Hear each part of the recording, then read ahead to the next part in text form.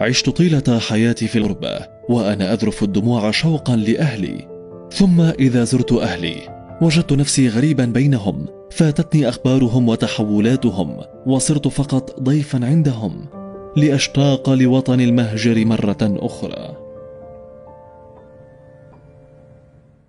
قد تطول بنا الحياة ثم نكتشف أن كل مرحلة من مراحل حياتنا هي غربة، وقد نعيش أياما نكون فيها غرباء حتى في بيتنا وسط أسرتنا.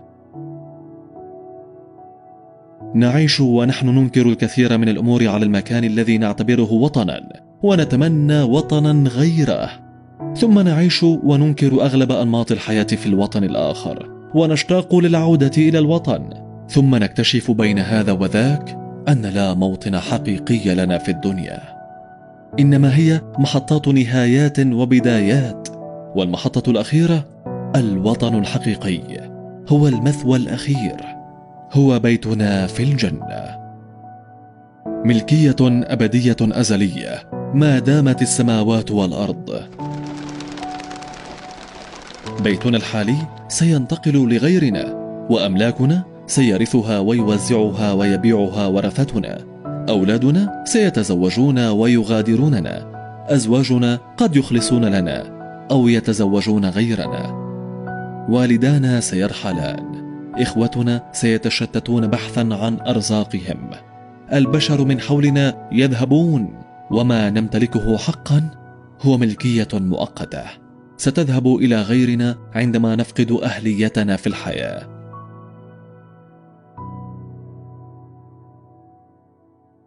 الموت هو النهاية الحقيقية للغربة، وهو البداية الحقيقية للعودة إلى حضن الوطن.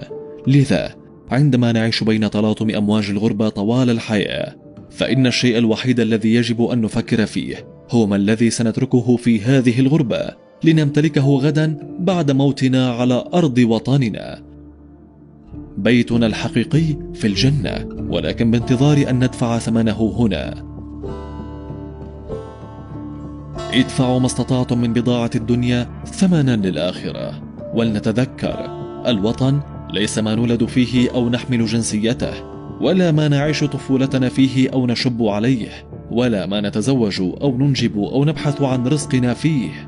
الوطن هو المكان المؤقت الذي نبيع ونشتري فيه من أعمال الدنيا ثمنا لشراء أوطاننا الحقيقية في الآخرة.